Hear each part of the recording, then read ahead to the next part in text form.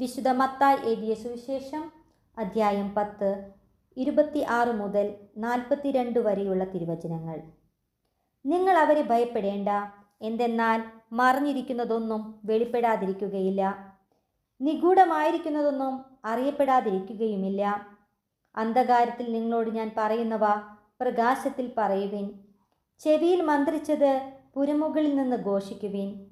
ശരീരത്തെ കൊല്ലുകയും ആത്മാവിനെ കൊല്ലാൻ കഴിവില്ലാതിരിക്കുകയും ചെയ്യുന്നവരെ നിങ്ങൾ ഭയപ്പെടേണ്ട, മറിച്ച് ആത്മാവിനെയും ശരീരത്തെയും നരകത്തിനിരയാക്കാൻ കഴിയുന്നവനെ ഭയപ്പെടുവിൻ.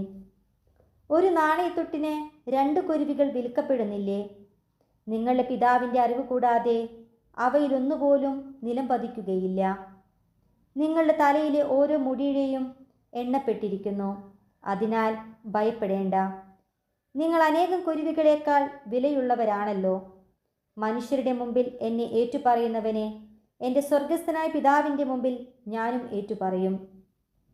മനുഷ്യരുടെ മുമ്പിൽ എന്നെ തള്ളി പറയുന്നവനെ എൻ്റെ സ്വർഗസ്ഥനായ പിതാവിൻ്റെ മുമ്പിൽ ഞാനും തള്ളിപ്പറയും. ഭൂമിയിൽ സമാധാനമാണ് ഞാൻ കൊണ്ടുവന്നിരിക്കുന്നത് എന്ന് നിങ്ങൾ വിചാരിക്കരുത്. സമാധാനമല്ല, വാളാണ് ഞാൻ കൊണ്ടുവന്നിരിക്കുന്നത്. എന്തെന്നാൽ ഒരുവനെ തൻ്റെ പിതാവിനെതിരായും മകളെ അമ്മയ്ക്കെതിരായും മരുമകളെ അമ്മായിമ്മയ്ക്കെതിരായും ഭിന്നിപ്പിക്കാനാണ് ഞാൻ വന്നിരിക്കുന്നത്. സ്വന്തം കുടുംബത്തിൽപ്പെട്ടവർ തന്നെയായിരിക്കും ഒരുവൻ്റെ ശത്രുക്കൾ. എന്നേക്കാൾ അധികം പിതാവിനെയോ മാതാവിനെയോ സ്നേഹിക്കുന്നവൻ എനിക്ക് യോഗ്യനല്ല.